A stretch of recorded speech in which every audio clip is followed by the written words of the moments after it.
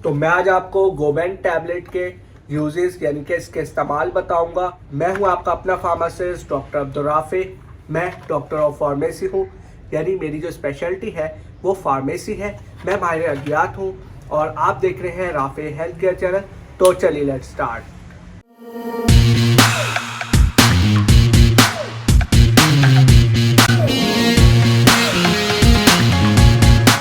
आज की वीडियो में 3 पार्ट्स में मैंने इसको डिफ्रेंशिएट किया है, बनाया है। एक तो एक मैं आपको गोबेन टैबलेट के बताऊंगा कि ये जितने भी एपीआईज हैं इनका क्या क्या फंक्शन है, किस लिए ये इसके अंदर यूज़ है, ठीक है, उनकी यूजेस क्या है, इस्तेमाल क्या है, प्लस ये जो गोबेन टैबलेट है ये कौन सी जो है वो डिजीज़, कौन सी कंडीशंस या कौन सी बीमारियाँ जो है मेल्स की उसके कंडीशंस को ट्रीट करने में यूज़ होती है, प्लस इसको कैसे यूज़ करना है यानी हाउ टू यूज़, यानी कि मैं आपको इसके इस्तेमाल भी बताऊंगा प्लस ये भी बताऊंगा कि इसको कैसे यूज़ करते हैं। तो स्टार्ट करते हैं। गोबेन टैबलेट जो है ये इसका ब्रांड नेम है और जो इसके जेनेरिक एक्टिव फार्मास्यूटिकल इंग्रेडिएंट है वो ट्रिबुलस ट्रेस्टिस है, गिंको बाइलोबा है, जिनसेन है, जिंक है, सेलेनियम है, विटामिन ई है, विटामिन सी है, एल-आर्जिनिन है।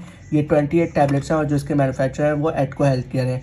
ये बेसिकली एक मेल फर्टिलिटी सप्लीमेंट है, मेल की फर्टिलिटी को बढ़ाता है और टोटली ये जो है मेल की फर्टिलिटी पे फोकस्ड है, यानी कि फर्टिलिटी फोकस्ड है। मेल की जो है आप कह लें कि टेस्टोस्टेरोन और जो उसकी जो सेक्स ड्राइव है उसको बढ़ाता है। तो मज़ीद इसकी डिटेल में जाते हैं। मैं इसके उस पर जा रहा हूँ लीफलेट पे, ठीक है, ताकि हम डिटेल में डिस्कस करें। अच्छा, इसमें जैसे कि मैंने आपको बताया इसमें ट्रिबुलस ट्रेस्टिस है। ये बेसिकली अब इस पर रोल पे आ रहे हैं। ये जो है ज़्यादातर शॉर्ट मैं आप लोगों को बता रहा हूँ, आप लोग चाहो तो आप यहाँ से भी पढ़ सकते हो, लेकिन मैं आप लोगों की आसानी के लिए मैं आपको फ़ौरन बता रहा हूँ यहाँ से। वो ये कि ट्रिबुलस ट्रेस्टिस जो है ये टेस्टोस्टेरोन जो हार्मोन है, मेल हार्मोन, उसकी जो लेवल्स है उनको बढ़ाता है, उसकी जो प्रोडक्शन है उसको बढ़ाता है। इसके अलावा देखें तो गिंको बाइलोबा है। अच्छा, ट्रिबुलस ट्रेस्टिस के बारे में अगर आप पढ़ेंगे तो ये और भी चीज़ों में कंडीशन में यूज़ हो रहा होता है। यहाँ पे सोलली इधर जो प्राइमरीली यूज़ हुआ है उसके लिए मैंने बताया आपको कि ये टेस्टोस्टेरोन के लेवल्स को इंक्रीज़ कर रहा होता है, ठीक है। गिंको बाइलोबा है, वैसे ये मेमोरी को भी इंक्रीज़ कर रहा होता है। यूजुअली अल्जाइमर डिजीज़ में भी यूज़ हो रहा होता है। यहाँ पर ये जो है ज़्यादातर जो स्पर्म्स की जो मेल मोटिलिटी है उसको बढ़ा रहा होता है, ठीक है। इसके अलावा अगर वैसे बात करें तो ये जो है वो लेग पेन को भी जो है वो सही कर रहा होता है, उसको इम्प्रूव कर रहा होता है। डिमेंशिया को भी इम्प्रूव कर रहा होता है, उसको सही कर रहा होता है। इसके अलावा गिंको बाइलोबा में एंटीऑक्सीडेंट प्रॉपर्टीज़ हैं और ये जो है जो ब्लड वेजल्स होती हैं उनको डायलेट करता है।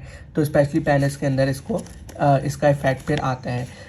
इसके अलावा इसमें जिनसेन भी है। जिनसेन भी अपनी एंटीऑक्सीडेंट प्रॉपर्टीज़ की वजह से बहुत ज़्यादा जो है वो नोन है। ये ज़्यादातर यानी कि एंटीऑक्सीडेंट से मुराद की ये जो फ्री रेडिकल्स होते हैं बॉडी के अंदर, जिस्म के अंदर जो टिश्यूज़ को डैमेज करते हैं, हमारे जो खुली होते हैं उनको डैमेज करता है, तो ये उनको रोकता है। इसके अलावा ये एंटी इन्फ्लेमेटरी भी, यानी कि सूजिश को भी कम कर रही होती है। और ये जो है इरेक्टाइल डिस्फंक्शन में इसका बहुत ज़्यादा जो किरदार है होता है, यानी कि बहुत ज़्यादा इसके अंदर अपना रोल प्ले करता है। ये जो है ऑक्सीडेटिव स्ट्रेस से भी जो है बॉडी को, खासकर ब्लड वेजल्स को और टिश्यूज़ को बचाता है पेनिस के अंदर, ठीक है, और नॉर्मल फंक्शंस को बरकरार रखने में हेल्प करता है। अब आ जाते हैं जिंक पे। जिंक जो है वो उसका तो पूरी बॉडी के अंदर ही रोल है, चाहे वो ग्रोथ हो, चाहे वो रिप्रोडक्शन हो, चाहे डाइजेशन, यानी हमारे हाजमे से लेके खाने के हाजमे वाला जो सिस्टम है उससे लेके हमारा जो तौलीदी निज़ाम है, रिप्रोडक्शन मेल्स के, उस तक को वो इफ़ेक्ट करता है और उसके अंदर बहुत ज़्यादा अपना रोल प्ले करता है। ज़्यादातर दिमाग, ठीक है, नर्व, हमारा जो इम्यून सिस्टम है, यानी कि जो हमारे लड़ने का जो जिस्म का अंदर जरासीमों से लड़ने का जो निज़ाम है उसको भी ये बहुत ज़्यादा जो है इम्प्रूव कर रहा होता है, ठीक है। और हमारी जो बॉडी के नॉर्मल जो फंक्शंस है उसको भी ये मेंटेन करने में बहुत ज़्यादा रोल प्ले कर होता है। तो सेम हेयर ऑल्सो, ये जो है यहाँ पे सेमेन को जो है वो बहुत ज़्यादा जो है इम्प्रूव करता है, स्पर्म्स की मोटिलिटी को बढ़ाता है। इसके अलावा हार्मोन्स जो है, मेल हार्मोन्स स्पेशली टेस्टोस्टेरोन, उसकी कंसंट्रेशन को बढ़ाता है, उसकी ग्रोथ को के अंदर अपना वाइटल रोल प्ले करता है, यानी बहुत ज़्यादा सिग्निफिकेंट रोल प्ले करता है अपना, ठीक है। और स्पर्म काउंट को बढ़ाता है, फर्टिलिटी को बढ़ाता है, मोटिलिटी को बढ़ाता है, यानी कि जो स्पर्म्स होते हैं, जो मेल्स के अंदर जो सेल्स होते हैं उनको ये बढ़ाता है, ठीक है। अब आ जाते हैं सेलेनियम। तो सेलेनियम इधर एज अ ट्रेस एलिमेंट है और ये भी बहुत ज़्यादा एंटीऑक्सीडेंट प्रॉपर्टी है। इसके अलावा ये विटामिन ई से भी ज़्यादा जो है वो इधर इन्होंने लिखा हुआ भी है, 50 to 100 टाइम्स पोटेंट होता है विटामिन ई से, यानी कि ये एक स्ट्रॉन्ग एंटीऑक्सीडेंट भी है जो हमारे जो बॉडी है उसके अंदर अपना रोल प्ले कर रहा होता है और इससे हमारी बॉडी को फ़ायदा हो रहा होता है। ठीक है, ये ज़्यादा विटामिन ई के साथ दिया जा रहा होता है तो अपना बेहतर फंक्शन करता है, इसीलिए आप देखें तो इसमें भी इन्होंने विटामिन ई दिया है इसके साथ। ठीक है, तो ये बहुत ज़्यादा एंटीऑक्सीडेंट प्रॉपर्टी अपना कर रहा होता है जिससे टिश्यूज़ जो है वो प्रोटेक्ट रहते हैं फ्री रेडिकल से। अब विटामिन ई की तरफ आ जाए तो विटामिन ई भी रिप्रोडक्टिव, यानी कि जो हमारे रिप्रोडक्शन यानी मेल्स और ना सिर्फ मेल्स बल्कि फीमेल्स के अंदर भी बहुत ज़्यादा अपना ये इफेक्ट दे रहा होता है। और ये बहुत ही एक अच्छी विटामिन है जो कि यहाँ पे इधर भी ये डाली गई है। ये जो टिश्यूज़ हैं, सेल्स हैं, उनको ये प्रोटेक्ट करती है और ज़्यादातर जो हार्मफुल केमिकल्स हो गए या जो ड्रग्स हो गई उनको भी ये उससे प्रोटेक्ट कर रहा होता है। ठीक है, जैसे आप यहाँ देख लें लिखा हुआ है heavy metals protect against heavy metal drug radiation and free radicals. ठीक है, तो और एक हेल्दी इम्यून सिस्टम और हेल्दी सिस्टम के लिए विटामिन ई अपना एक इंपॉर्टेंट रोल प्ले करता है। एस्कॉर्बिक एसिड को विटामिन सी भी बोलते हैं। ज़्यादातर ये इम्यूनिटी के लिए यूज़ होता है, इम्यून सिस्टम को इम्प्रूव कर रहा होता है। और इसके अलावा ना सिर्फ ये बल्कि ये बॉडी की blood vessels, cartilage, muscles, collagen जो हड्डियों के अंदर होती है उसको भी ये इम्प्रूव कर रहा होता है, उसकी ग्रोथ में भी इफेक्ट कर रहा होता है। यानी कि ये जो है जो शरियानें होती हैं खून की, इसके अलावा पट्टे हो गए, कोलेजन हो गया और हमारे जो जिस्म के और अज़ा हैं उनकी ग्रोथ के लिए उसके अंदर भी ये इफेक्ट दे रहा होता है, यानी कि उसको भी बढ़ा रहा होता है, ग्रोथ दे रहा होता है। एल-आर्जिनिन ये एक अमाइनो एसिड है और ये भी जो है ब्लड वेसल्स को डायलेट करने में सबसे ज़्यादा यहाँ पे ये जो है डायलेट करता है ब्लड वेसल्स को, तो इसको एज आ यूज़ किया गया है यहाँ पे। और ये अपना बहुत अच्छा इधर जो है किरदार अदा करता है, खासकर इरेक्टाइल डिसफंक्शन के अंदर ये यूज़ हो रहा होता है। ठीक है, अब चले इसके मेन दूसरे पार्ट पे आ जाते हैं, इंडिकेशंस, यानी कि ये कौन सी कंडीशंस को ट्रीट करने में यूज़ हो रही थी। गोमेन टैबलेट जो है वो जिसके अंदर ये जितने भी इंग्रेडिएंट्स हैं ये सारे जो है इन डिफरेंट कंडीशंस को ट्रीट करने में यूज़ होते हैं, जिनमें कौन सी जिसमें लो सेक्स ड्राइव हो जाए, यानी कि जो सेक्सुअल प्ले है उसको ये जो है इम्प्रूव करता है। डिक्रीज लिबिडो अगर हो, ठीक है, लिबिडो यानी कि जो सेक्सुअल डिज़ायर होती है उसको ये इम्प्रूव करता है। प्री मेच्योर एजैकुलेशन उसको ये जो है इंक्रीज़ कर रहा होता है, उसको सही कर रहा होता है। इम्पोर्टेंस, ठीक है, वीक इरेक्शन और difficulty to maintain erection, sexual asthenia, weakness, decrease stamina, यानी कि सेक्सुअली जो वीकनेस कमज़ोरी हो जाती है उसको भी ये ट्रीट कर रही होती है, उसको बढ़ा रही होती है, स्टेमिना बढ़ा रही होती है। इसके अलावा ये जो है वो लो सेक्स ड्राइव जो होती है, जो कि स्ट्रेस या बहुत ज़्यादा काम करने की वजह से या फैटीग हो जाती है या टेंशन होती है उसकी वजह से, उसको भी ये इम्प्रूव करती है और सही करती है। और एजिंग के साथ, जो उम्र के साथ साथ जो सेक्सुअल जो डिज़ायर होती है वो कम होने लगती है, जो उसको भी ये इम्प्रूव कर रही होती है। इसके अलावा एंड्रोपॉज एजिंग इफ़ेक्ट्स को भी ये सही कर रही होती है। और जो जनरल मेल की आप जो हेल्थ होती है, जनरल मेल हेल्थ, उसको भी ये इम्प्रूव कर रही होती है। अब और बात करें तो ये मेल इनफर्टिलिटी को भी सही कर रही होती है, यानी कि जितने भी मेल प्रॉब्लम्स होते हैं उनको तकरीबन सभी को ये जो है सही कर रही होती है और इम्प्रूव कर रही होती है। और ये हर कंडीशन, तकरीबन सारी कंडीशंस के अंदर इसको यूज़ किया जा सकता है। ठीक है, और बात करें तो इसमें जैसे इनफर्टिलिटी डिसऑर्डर में जैसे ओलिगोस्पर्मिया हो गया, इसके ये ओलिगोस्पर्मिया वो कंडीशन होती है जिसमें सेमेन के अंदर जो स्पर्म्स होते हैं वो उनकी कंसंट्रेशन या जो उनकी जो सेल्स होते हैं वो ज़्यादा नहीं होते। ठीक है, उनकी कमी होती है या वो कम होते हैं, सेमेन में जितने होने चाहिए उतने नहीं होते। ओलिगोस्टेनोस्पर्मिया, इसमें भी ये होता है कि स्पर्म्स कम होते हैं और मोटाइल नहीं होते, यानी कि मूवमेंट नहीं कर पा रहे होते। ठीक है, हाइपोगोनेडोट्रोपिक, ये जो है ज़्यादातर आप कह लो कि एंडोक्राइन प्रॉब्लम होता है कि हाइपोथैलेमस से जो है हार्मोन नहीं रिलीज़ हो रहे होते, तो उसको भी कंसंट्रेशन को ये इम्प्रूव कर रहा होता है। इसके अलावा बात करें तो हाइपोगोनेडिज्म, इसके अंदर जो है जो मेल हार्मोन्स जो कम रिलीज़ होते हैं उनकी जो कंसंट्रेशन कम होती है बॉडी के अंदर, उसको भी ये इंक्रीज़ कर रहा होता है। और अगेन आखिर में LH टेस्टोस्टेरोन डेफिशिएंसी डिसऑर्डर, यानी कि LH यानी ल्यूटिनाइजिंग हार्मोन, और टेस्टोस्टेरोन की जो डेफिशिएंसी होती है उसकी जो कंसंट्रेशन होती है उसको भी ये बढ़ा रहा होता है। ठीक है, यानी कि इन शॉर्ट अगर आपसे बोलें तो ये सारी इन कंडीशंस को ट्रीट करने में यूज़ हो रही होती है दवाई। ठीक है, और ज़्यादातर मेल फर्टिलिटी को जो है ये इम्प्रूव करती है। ठीक है, और जो उसमें जितनी भी कंडीशन होती है, इरेक्टाइल डिसफंक्शन हो गई या XYZ लो सेक्स ड्राइव हो गई या जो है वो लो टेस्टोस्टेरोन लेवल्स हो गए, उसको ये इम्प्रूव कर रही होती है, उसको सही कर रही होती है।